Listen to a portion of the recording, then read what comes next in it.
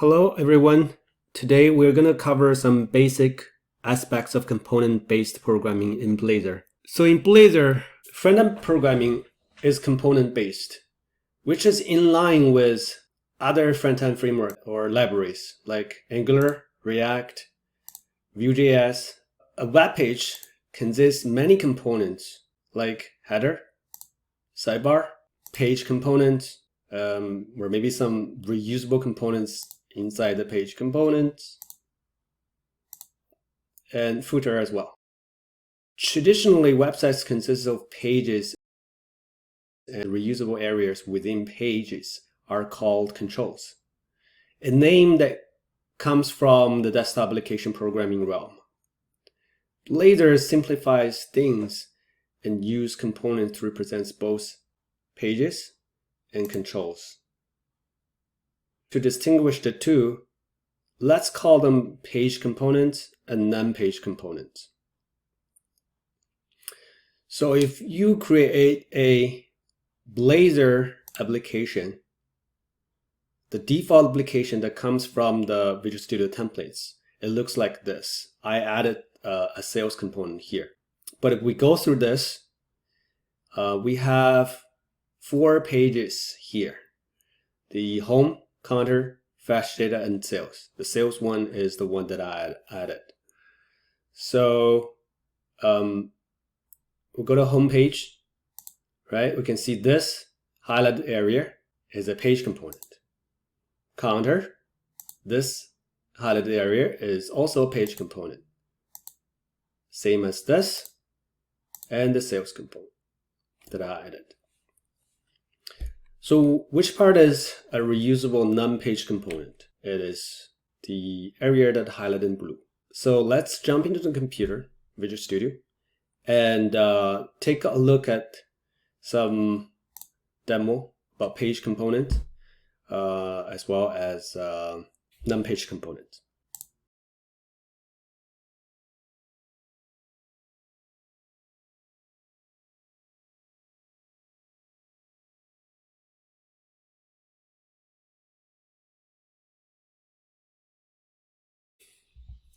So let's add a page component first. We can see that a page component, there is a page folder already. So these components are page components except this this entry point file. All right. So to add a page component, we'll go to page, right click on page folder, and we click on new item. Select reader component, and then give it a name. Remember to make sure that the first letter is capitalized. Let's call it sales component. I always want to append component, this word, at the end of the name, just to make sure when you later create classes, for example, if you want to create sales, it does not cause a namespace conflict. So we have sales component, I'm gonna add. All right, so we have sales component here.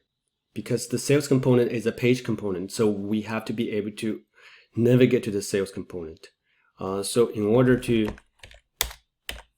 be able to navigate to the sales component, we use the page directive.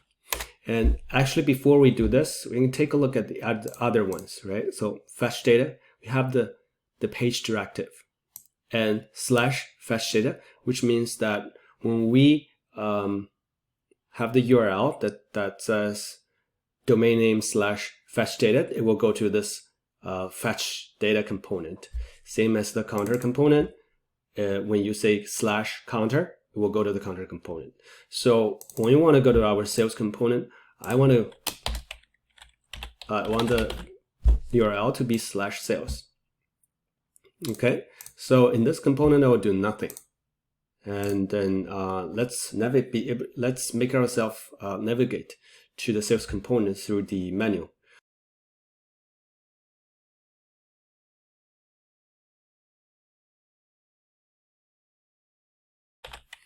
And let's call this is the URL. This is the routing path, right? So we have the fetch data, sales, counter. So this basically means when we click on this navigation link, it goes to the counter component. Here, when you click on this link, you go to the fetch data component.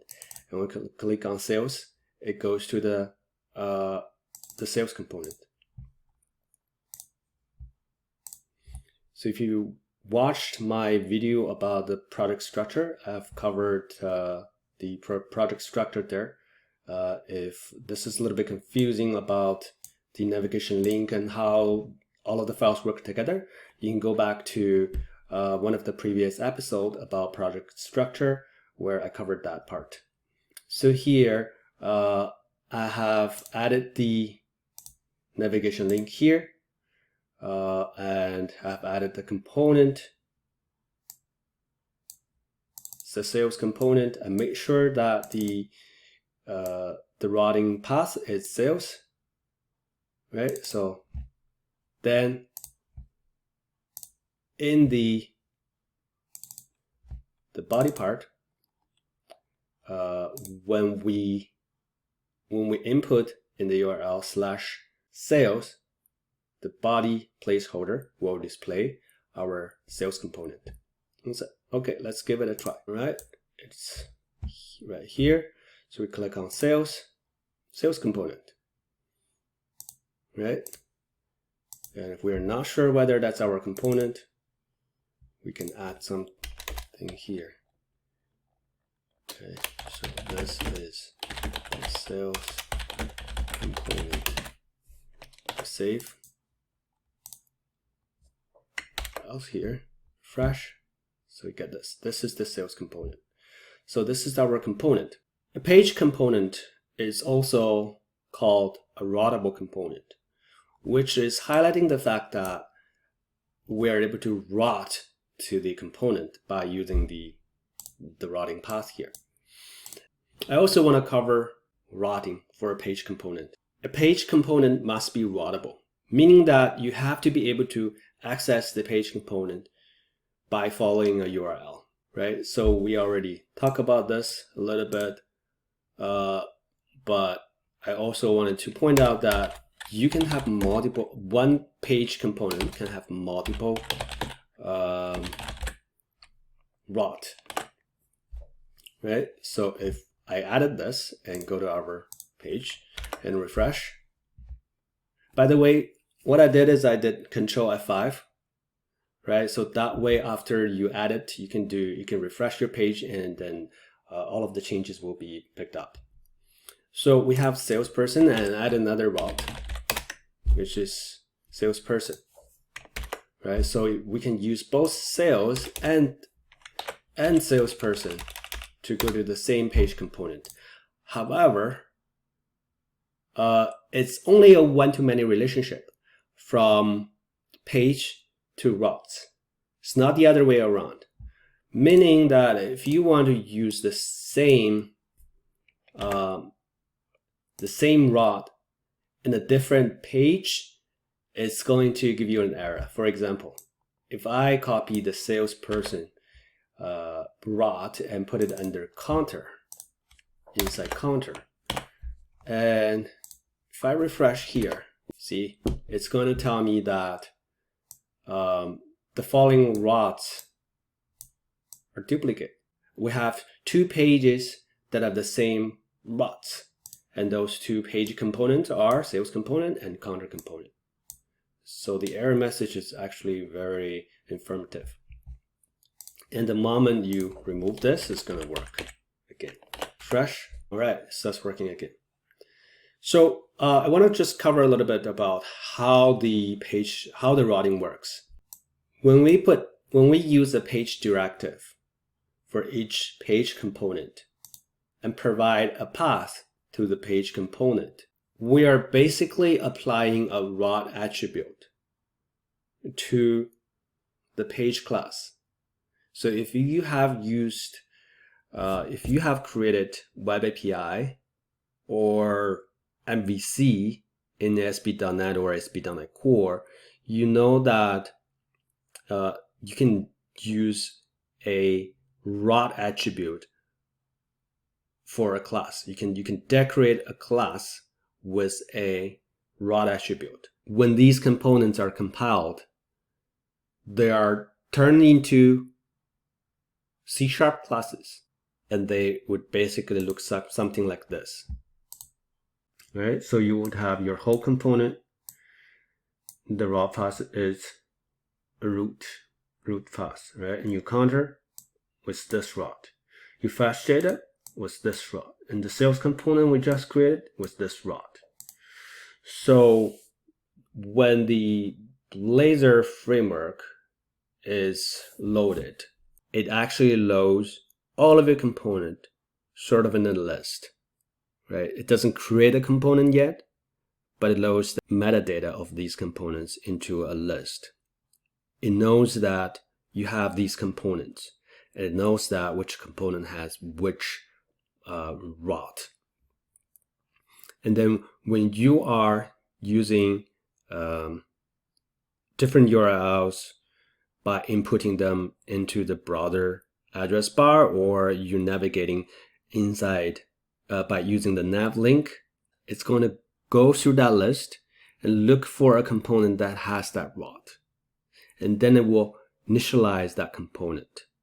And if it cannot find it, see the app component actually says water, and if it's not found, it's going to say, sorry, there's nothing at this address. And if it sees that there are two components that are the same rod, it's going to spit out an error.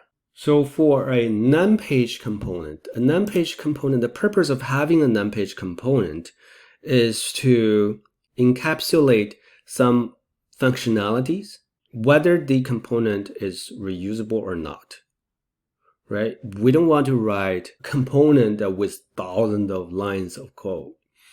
We want to be able to encapsulate certain functionality within different components so that it's easier to manage. And if they are reusable, then it's even better. So in this case, let's create a component that tells us time. So to do that, I like to call the reusable component controls, right? But I just put them into a controls folder, although I still call them component.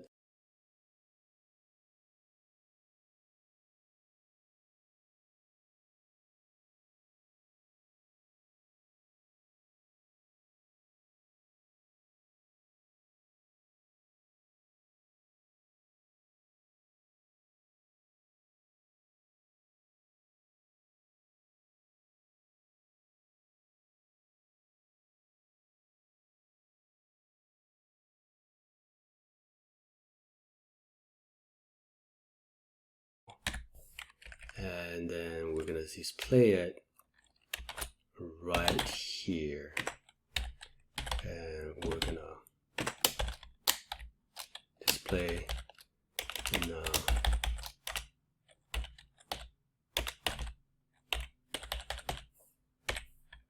in this format. Right, so we have this, and we know the namespace is the root namespace plus the folders. So we want to add that namespace here. So we're gonna say Blazor demo.controls. And to use that, let's say we want to use that in our newly created sales component. To reference to use the num-page component, we can just declare them as by using HTML element syntax. So we're pretending the component that we have is a HTML element. And so in here, and that's all we need to do. So I would add two of them. Then we go to our Share, do a refresh. All right, so we have our date time here. Today is May 3rd, Sunday, Toronto, Ontario, Canada. All right, so we covered page component, we covered non-page components. As you have noticed that our non-page component does not require a page directive, right? Another thing I want to also mention is that you can also use a page component as a reusable non-page component. For example, I want to show the counter right inside the sales component. So what do? I just declare it here. It's very easy.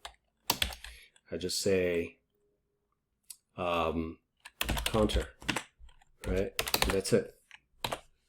And let's go to here, to refresh. All right, so we have, as you can see, if I go to counter, I see the counter component. If I go to sales, I also see the counter component, and it works. Okay, now let's cover component structure. A component has basically two areas. One is the HTML markup, and the other part is the C# code blocks, right? You can have more than one of this. You can have, two. It still works, right? So you can separate them. So this part covers some functionality, and this part can cover different functionality. You can use this to do it. So the HTML markups, obviously, it defines the look and feel. And the C# code blocks, it contains UI logic. So let's take a look. I have no logic here. Let's take a look at the counters, right? So here it displays some dynamic information. This is the title. So these are all for look and feel, right? And here defines a button. And then when the button is clicked, we increment the variable. So when we combine the C# code blocks along with the HTML markup together, they dynamically render the component. Now let's talk about component inheritance. So let's say that all of our components have a common property, and let's just say that property is called date, right? It's because all of our components want to be able to display date. So in that case, what do? Do we declare a date variable inside all of our components? So that would be code duplications, and we don't want that. So what we can do is, of course, yeah, we did this way. But if we want to use that date variable, not only for display, but also for some other logic process, then we have to be able to reference that variable inside each one of the components. So how do we do that? We don't want to create a variable inside each component. We want to be able to inherit it from a base component. Blazor supports inheritance. So let's create a base component.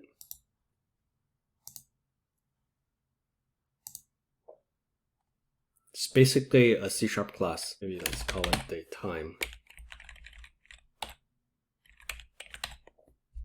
Base component.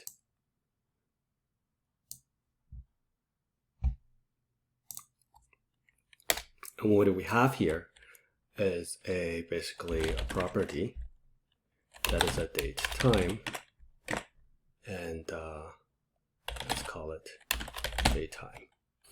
So another thing that we need to make sure that our component need to derive from component base, and if I do control dot, it will generate that using statement there. And now let's use this base component. Let's go to our sales component, and in here we want this page to derive, this page component to derive from our datetime base component, which we have to actually do the using statement here. We don't have to do it in the imports.reusable. We can do it directly in here, but because I did it, so we can access the class name directly here. So we are inheriting from, we make the sales component inherit from the datetime base component. And let's delete these confusing lines, and let's just use the, let's just display the datetime variable right here, right? And in order to make sure that we have it, I put the date label here.